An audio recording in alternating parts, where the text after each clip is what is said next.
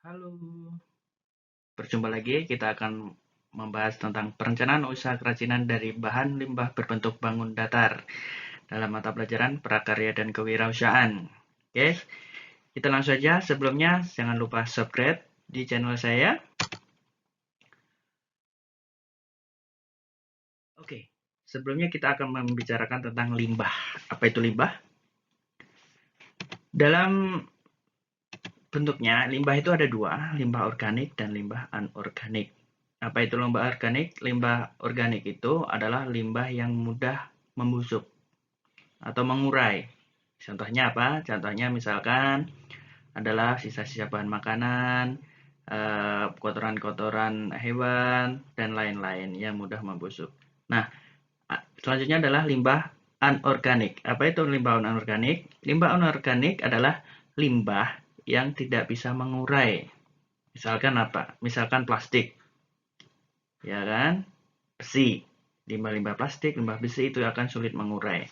Dalam berapa tahun pasti tidak akan pecah. Oke, lanjut. Nah, permasalahannya ada di limbah anorganik. Untuk menanggulangi limbah anorganik itu ada tiga. Yang pertama adalah reduce.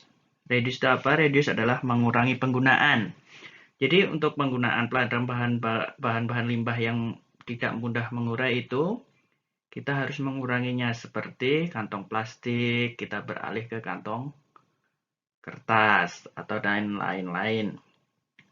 Selanjutnya yang kedua adalah menggunakan kembali. Jadi menggunakan barang-barang yang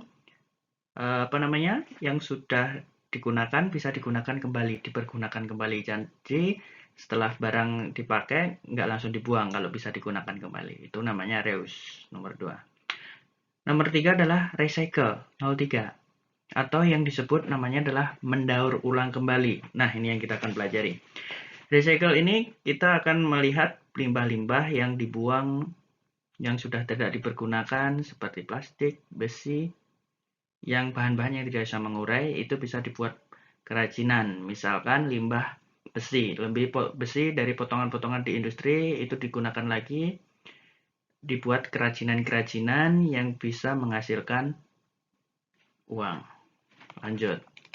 Nah, kita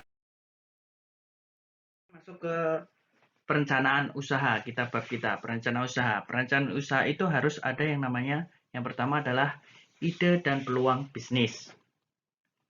Yang kedua, sumber daya kebutuhan. Ketiga, perencanaan administrasi.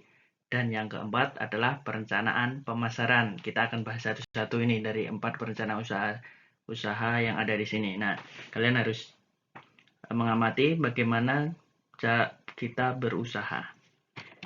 Oke, lanjut. Karena apa? Karena dalam zaman sekarang kita harus bisa berusaha, kita tidak bisa mengandalkan hal ini itu, yang penting kita bisa menghasilkan sesuatu yang bisa berguna. Oke, kita lanjut. Yang pertama adalah ide dan peluang usaha. Yang pertama, dalam ide dan peluang usaha itu yang kita pikirkan yang pertama adalah kelayakan usaha. Nah, dalam usaha itu layak nggak usaha kita untuk kita kita lakukan?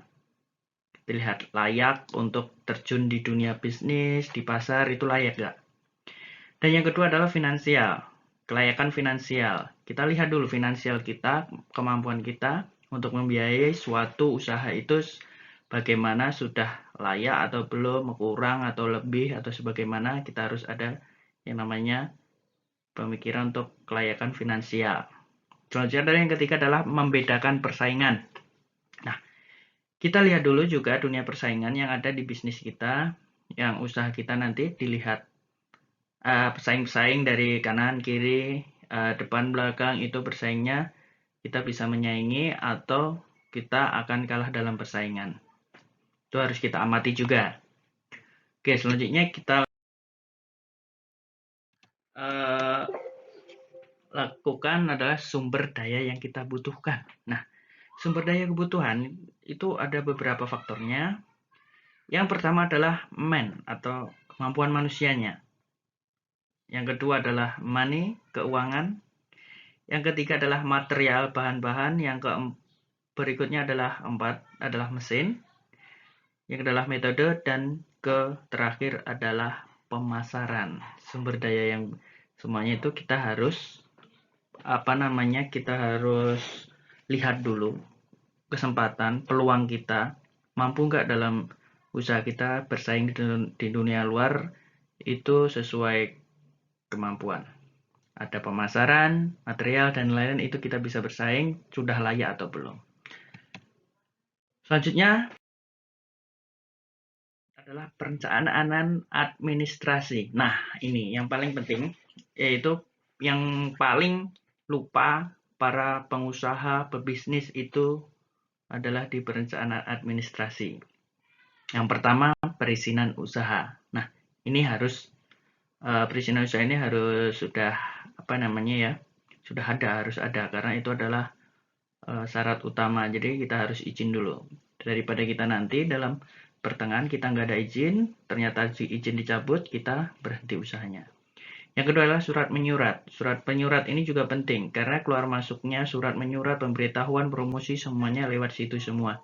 Kita harus punya administrasi surat menyurat. Dan berikutnya adalah pencatatan transaksi barang dan jasa. Nah, ini pencatatan barang dan jasa ini mempengaruhi ini dan untuk evaluasi per bulannya, progresnya.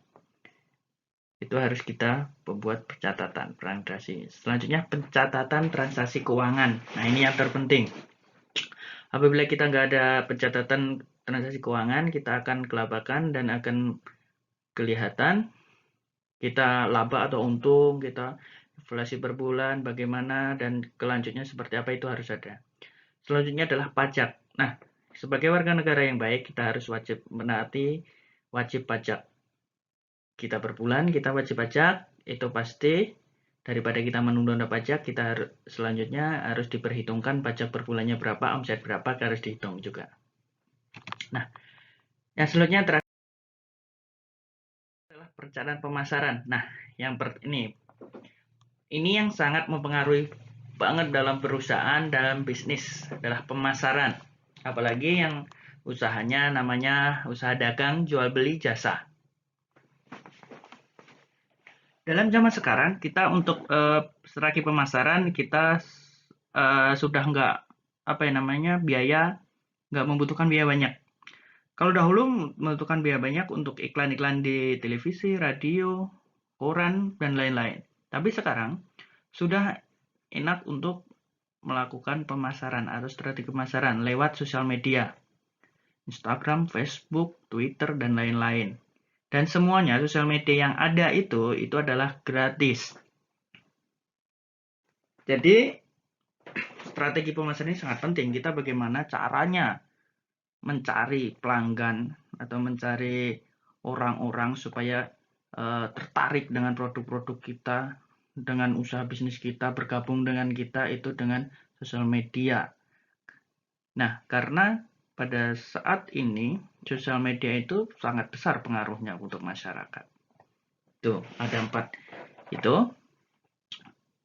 Itulah 4 tadi yang kita bahas tentang antara perencanaan usaha kerajinan dari bahan limbah berbentuk bangun datar. Selanjutnya, tugas untuk hari ini, sampaikan secara singkat langkah-langkah yang diperlukan dalam menyusun usaha.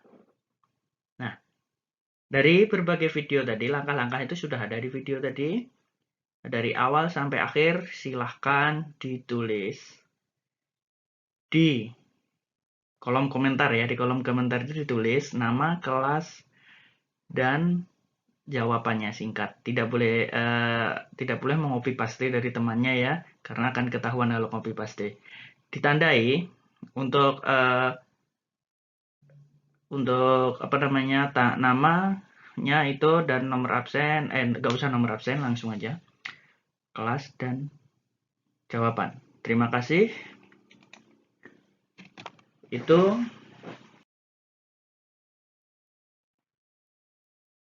pelajaran pada hari ini. Assalamualaikum warahmatullahi wabarakatuh. Terima kasih.